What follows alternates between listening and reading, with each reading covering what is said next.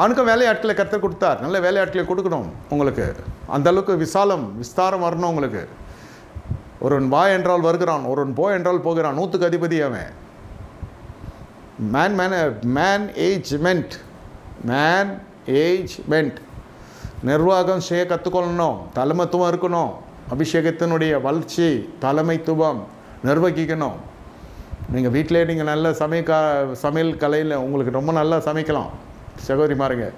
டக்குன்னு வர மருமகளுக்கு ட்ரெயின் பண்ணி, பசங்களுக்கு ட்ரெயின் பண்ணி, அடுத்த ஜென்ரேஷனை எடுத்துகிட்டு வந்துடணும் அந்த டேஸ்ட்டுக்கு.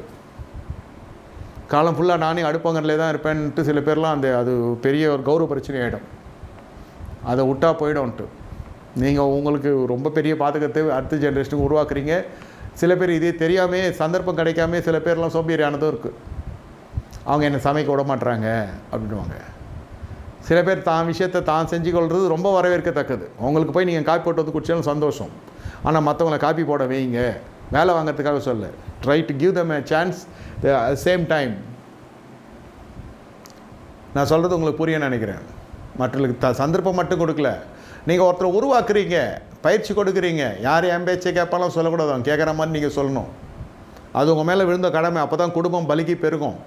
இல்லைன்னா நீங்கள் நிறைய தனி குற்றங்கள் ஆனதுக்கு காரணம் இதுதான். பொறுமை கிடையாது, ஞானம் கிடையாது, செவி சாய்க்கிறது கிடையாது.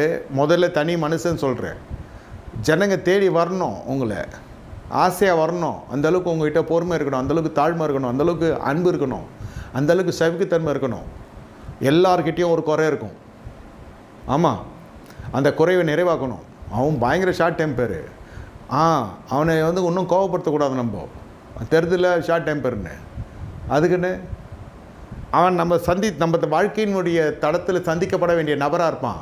நம்ம சம்பந்தியாக இருப்பான், இல்லை நம்ம பையனுடைய வாதியாராக இருப்பான், நம்ம குடும்பத்தில் வந்த ஒருத்தனாக இருப்பான்.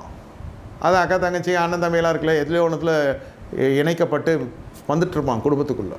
நல்லா தெரியும் அவன் பயங்கரமான கோவக்காரன். அவனை ஒதுக்கவும் முடியாது, அவனை பதுக்கவும் முடியாது, அவன் மேலே பாயவும் முடியாது, அவன் மேலே சீரவும் முடியாது. அவனை பார்த்தா பேசாமல் இருந்தானா ஏன்னா பேசலேன்னுமா, பேசுனா ஏன் இப்படி பேசுகிறேன்னுமா. இந்த மாதிரி பிரகஸ்பதிகள்லாம் இருக்கிறாங்க. எல்லாத்தையும் ஓவர் கம் பண்ணி வரதான் வாழ்க்கை. எல்லாத்தையும் ஜெயித்து வரணும். இவன் சரியில்லை, நான் பேசாமல் போயிட்டேன்னா நான் தான் லூஸு. அதுக்கேற்ற மாதிரி போகணுன்ற அதுக்கு தான் சொல்கிறது. பொறுமை உங்களுக்கு நிரம்பி வழியணும். குறைவு வரக்கூடாதுன்னா இதெல்லாம் செய்யணும். இல்லை நான் என்னோடய சுபாவ கலைகள் கோபம் எனக்கு பெருசாக வருதுன்னாக்கா உங்களுக்கு இது இல்லை இடம்.